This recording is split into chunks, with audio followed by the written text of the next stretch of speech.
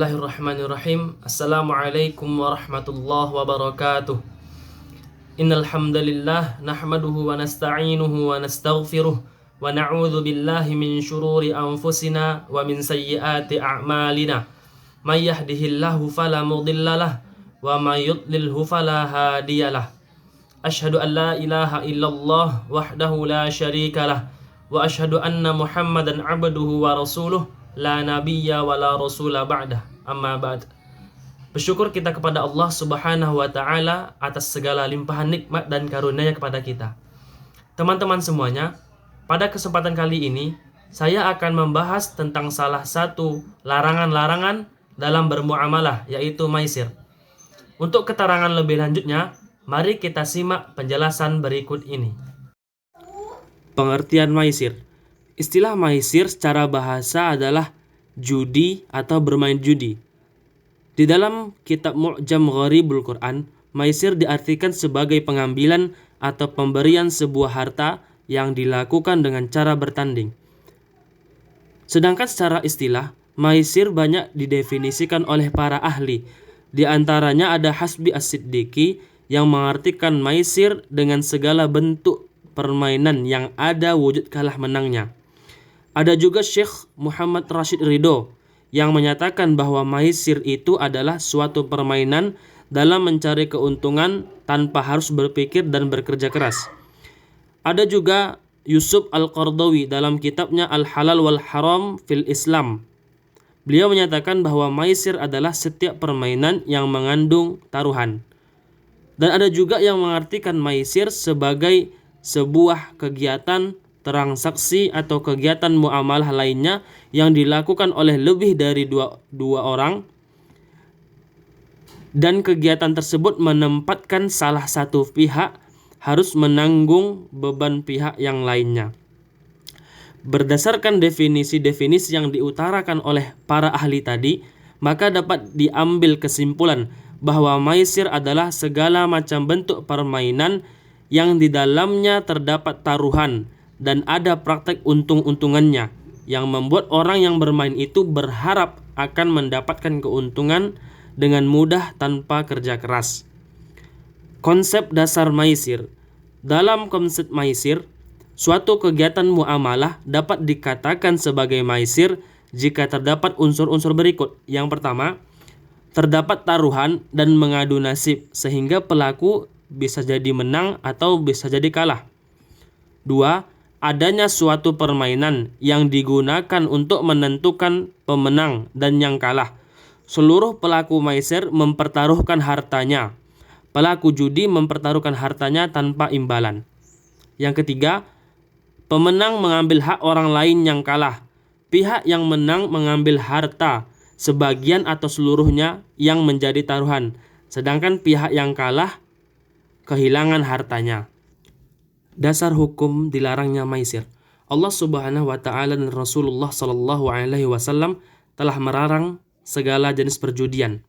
Hal tersebut tertuang di dalam Al-Qur'an surah Al-Maidah ayat 90 sampai 91 yang berbunyi, Ya ayyuhalladzina amanu innamal khamru wal maisiru wal ansabu wal azlamu rijsum min amalis syaitan fajtanibuhu la'allakum tuflihun.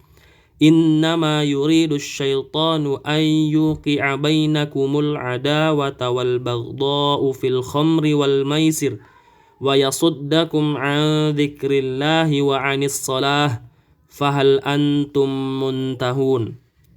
Kemudian Allah Subhanahu wa taala juga menegaskan bahwa maisir merupakan perbuatan keji yang diharamkan Islam.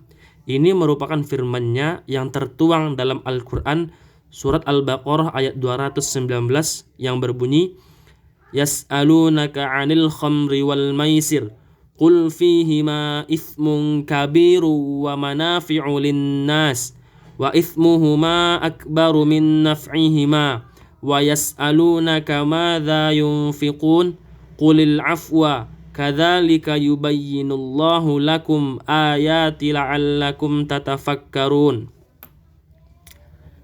Dari ketiga ayat tersebut, para ulama ahli tafsir menyimpulkan beberapa hal. Yang pertama, judi merupakan dosa besar. Yang kedua, judi merupakan perbuatan setan.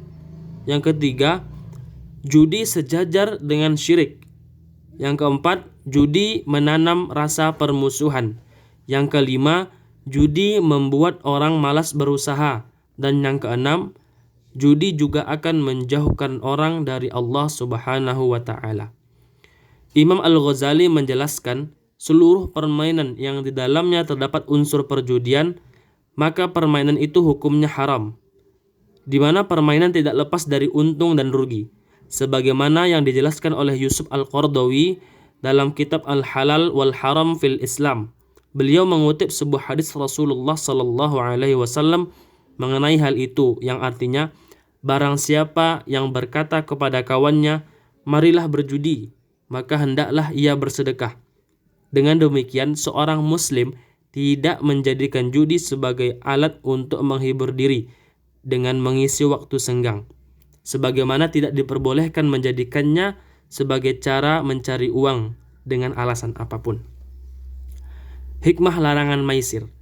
Syekh Ali Ahmad Al-Jurjawi menjelaskan bahwa di antara hikmah dan rahasia diharamkannya judi ada 6, yaitu yang pertama, Allah menciptakan manusia untuk beribadah dan menjadi khalifah fil ardh dengan bekerja keras dan beraktivitas meraih kebaikan dunia dan akhirat.